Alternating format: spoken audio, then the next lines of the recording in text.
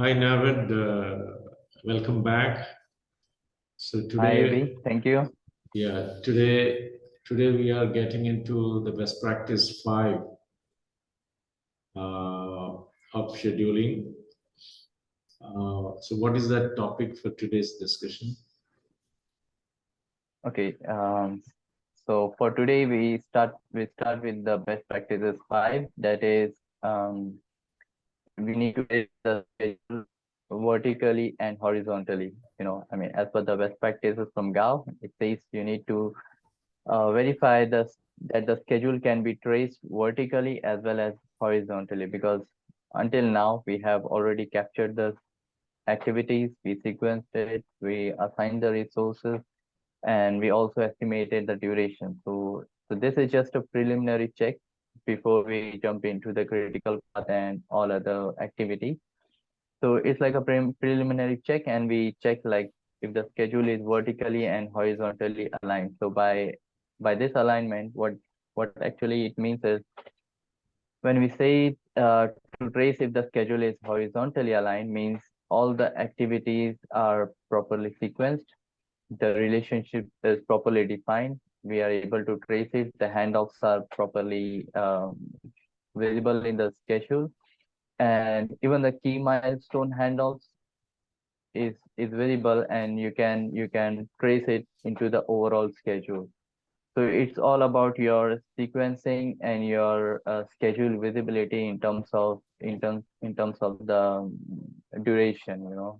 If it is have clearly shown how the schedule will work, and the links and the handoffs are properly defined. And then this is important because when you show the key milestones and the handover between them, so and during the progressing activities, when you are progressing, so when it's properly aligned and linked, your when you progress, the forecast is you can have a good forecast. The schedule will not give you a wrong estimate for completion. So that is where it plays a key role in aligning your schedule horizontally. Okay, who does this alignment? Who all are involved while doing this? Because this must be a multidisciplinary skill set is required to do this. So who Exactly. all will be involved to do this actually? Initially the scheduler will go through the complete schedule first, to trace everything, all the activity sequence, milestone handovers, and activity handovers, if any external links and everything. So the scheduler is the first person to do this. And once he is done, he will involve all the stakeholders to have a look into the schedule, and they will go through the schedule, review it, and see where their handover is properly aligned. Like if quality control is waiting on engineering, then it should be clearly visible. So he will know, okay, once he is done on this date, I will take over from this. So this should be visible for him that the handover is aligned. So all the stakeholders who are involved in the project, majorly the one who is involved with the schedule and who is executing the schedule, and and the key stakeholders, they will have a look and see if their activities are properly sequenced, and it's aligned with the predecessor as well as the successor. Okay. So Yeah. now, this was about horizontal tracing the schedule. Then we also have the vertical tracing the schedule vertically. That means, it's like summarizing the schedule. When you are defining the activities, you need to make sure that you define the schedule in complete detail, and when they are rolled up into WBS, it gives you a clear picture of what your scope is. So that is where it is important to vertically align it, and this way, the detail activities, not everyone is interested into detail activities. So the summarization into WBS, it should be it should be aligned with your scope, the the main scope. And once you have that, you can summarize into detailed activities like we did in the best practices one, to capture all the activities and make sure that it doesn't go missing. So we need to make sure the milestones are defined, the WBS is properly aligned, and then the summary activities and all the level of effort activities, everything is defined at a lower level. And then when they are summed up, it gives you a clear picture of your total scope. Okay, and now you were talking about, see, you're a specialist in turnaround scheduling. And what will be the typical duration of this turnaround schedule? It depends from organization to organization, but it's it's like in the range minimum 20 days, maximum 40 days. So between 20 to 40 days, it depends company to company, Okay, because based on the scope and how big is the refinery or the plant, so it varies. So okay, there is no thumb rule for this. and I'm sure that while scheduling this, you will have a team working along with you. Yes, in fact, we involve all the stakeholders, everyone that is involved in the project to be on board. Yeah, so this 40 days window, what will be the duration of the planning activity for that? Um, if the planning activity it doesn't get completed, I mean, from turnaround part is like, from the turnaround we calculate backwards. Like, we say like T minus 6 months, your planning activity should be completed. So there should be no scope addition into your plan and your schedule, anything. So depending on your turnaround complexity, we define the duration of the overall milestones. So we start with the end date in mind. Like if my current turnaround is turnaround for 20 February 2024, so we will calculate it backwards. So we say like, okay, by 2023 September, we should finish all the planning and scheduling activities.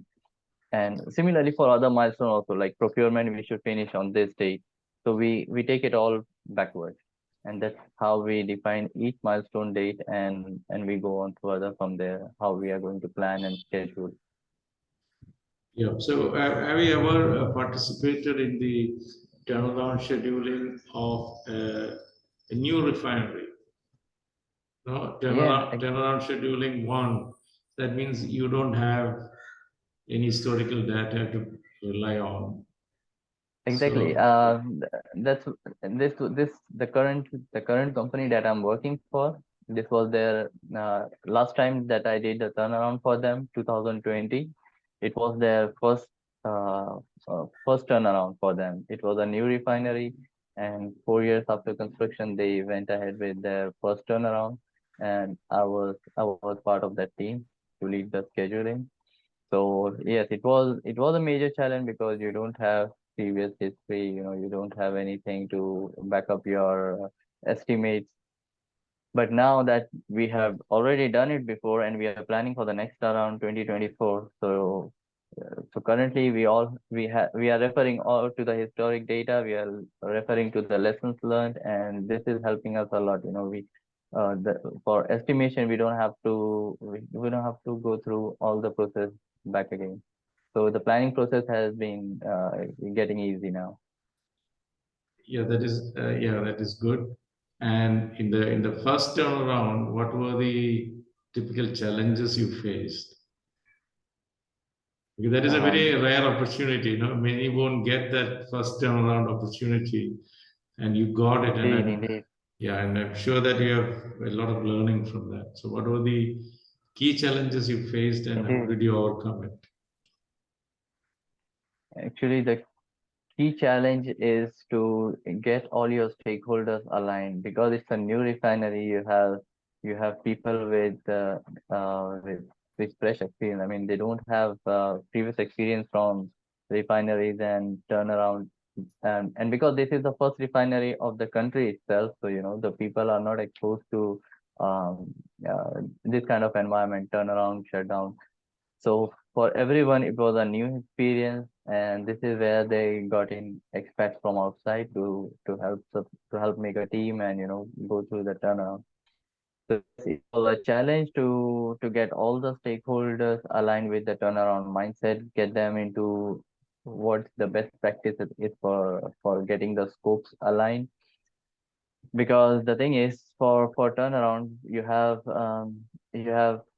scopes coming in from operations, from inspections, from process, and when you are new, I mean, what is the typical thinking is like, everything that you feel is like nice to have, all the nice to have comes uh, into your scope list, and that is where the challenge was to define what your scope should include.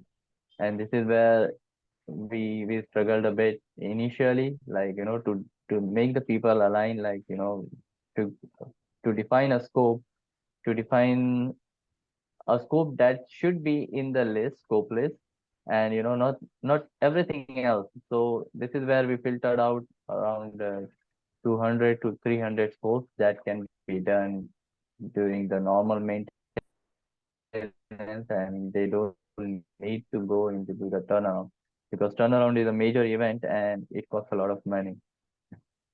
So the scope was one part, and then we had procurement, because for procurement you need to define all your long lead items. I mean, way ahead of your execution, to make sure that your materials are on site before your turnaround day. And because this country is located into the Caribbean, so they don't have the flexibility of getting the manufacturing from nearby countries. So that was the limitation. So the materials has to be imported from China, from Netherlands, and from US. So this was another major challenge that kept us very much on foot. And then we had the planning challenge, the planning and scheduling, because here we started with using Roser. This was the first time the company was using Roser, the planners and the schedulers. And so it was a new experience for everyone, to set up a new system, I mean, to get all the database built into this system and start from there. So it was everything was from scratch. You have to define your database, get everything into the system, and then start doing your packages, preparing schedule.